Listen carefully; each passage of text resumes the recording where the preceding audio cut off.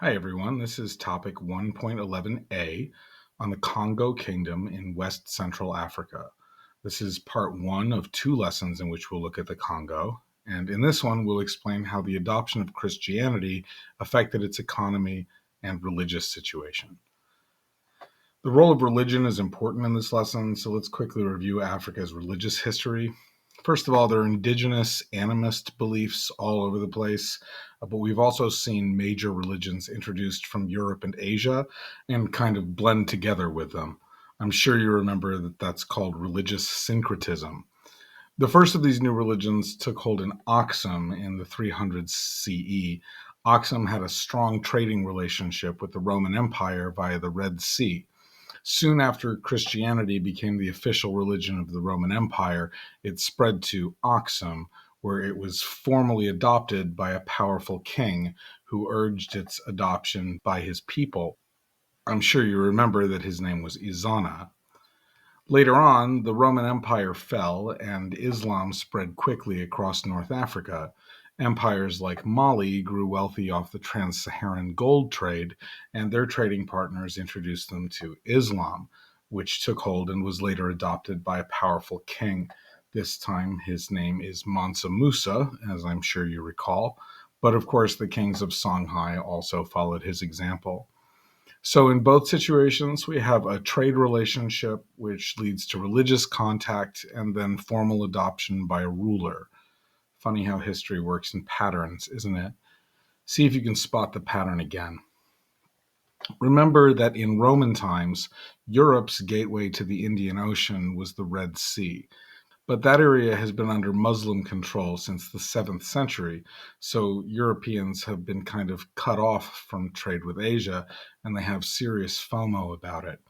So in the 1400s, Portugal decides to see if it can sail around Africa instead and get to Asia that way.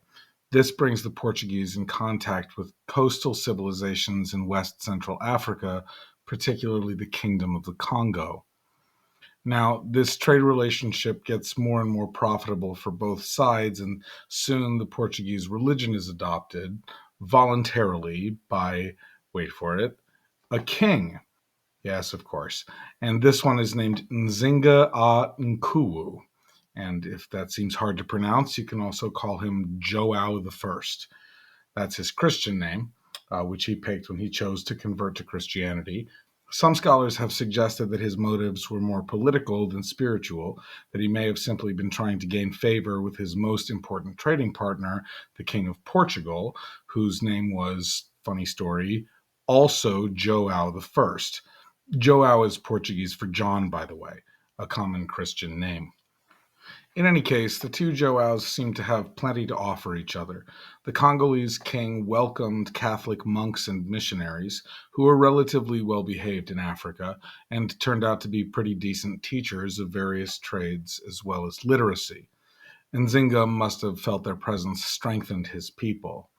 And the other big thing the Portuguese brought to the table was guns, which definitely strengthened the Congo against rival African kingdoms, at least in the short term. Of course, the Portuguese got something out of the deal too. The Congo produced a lot of valuable materials, including copper, salt, ivory, and textiles. Fun fact, textiles means fabric. The Congo Kingdom also had a strong centralized monarchy, which could easily collect these items from its people and then sell them to the Portuguese, whose appetite grew and grew. But the Portuguese soon hungered for something more.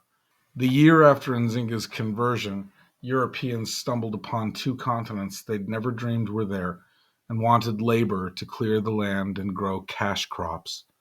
This created a sudden and enormous European craving for slave labor.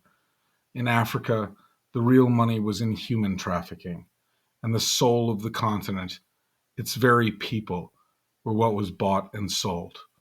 For African civilizations like the Congo, this situation was unsustainable.